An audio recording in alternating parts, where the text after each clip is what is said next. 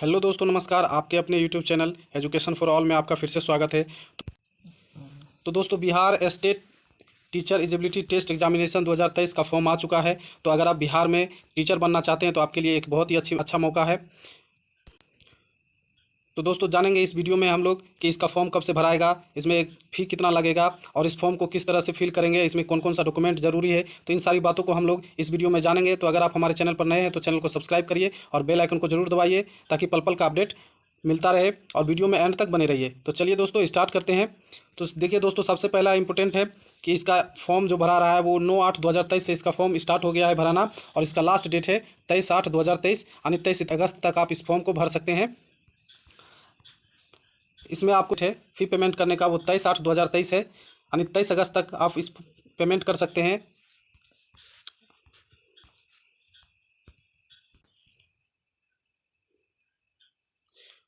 तो दोस्तों, फ़ी जमा करने का लास्ट डेट जो है वो 23/8/2023 है यानी 23 अगस्त तक आप इस फ़ी को जमा कर सकते हैं। नेक्स्ट देखते हैं दोस्तों, जो एप्लीकेशन फ़ी आपका लग रहा है वो जनरल BC EWS को 960 रुपया लग रहा है सिंगल पेपर के लिए, और SC ST और फिजिकल हैंडीकैप्ड के लिए 760 रुपया आपका फ़ी पेमेंट होगा। और अगर दोनों पेपर को आप भरना चाहते हैं तो जनरल BC और EWS के लिए 1440 रुपया है, और SC ST और फिजिकल हैंडीकैप्ड के लिए आपका 1140 रुपये का फ़ी लग रहा है। फ़ी को आप ऑनलाइन मोड से जमा कर सकते हैं। नेक्स्ट देखते हैं हम लोग दोस्तों, जो आपका एज लिमिट है वो 1/8/2023 तक आपका मिनिमम एज 21 साल होना चाहिए और मैक्सिमम एज 37 साल होना चाहिए मेल के लिए, और फीमेल के लिए मैक्सिमम एज 40 साल होना चाहिए। और BSCB का जो रूल है उसके अनुसार आपको एज रिलैक्सेशन भी मिल सकता है इसमें।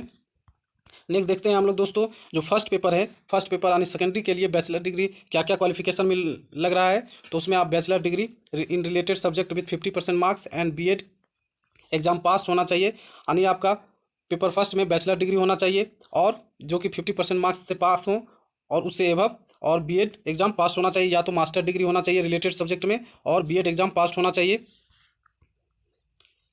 या आपका बैचलर डिग्री या master degree minimum 45% marks as per NCT norms with B.Ed, या 4 साल का कोर्स आपका BA B.Ed या BSc B.Ed एग्जाम पास होना चाहिए।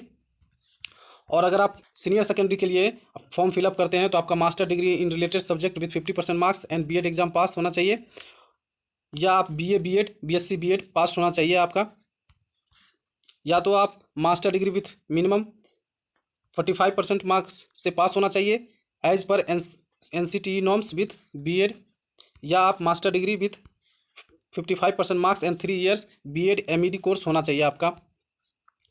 नेक्स्ट आगे बात कर लेते हैं इसमें और क्या इंपॉर्टेंट है दोस्तों। तो डॉक्यूमेंट क्या क्या रिक्वायर्ड होगा आपके लिए जब आप फॉर्म को फिलअप करेंगे, ये बहुत ही इंपॉर्टेंट है।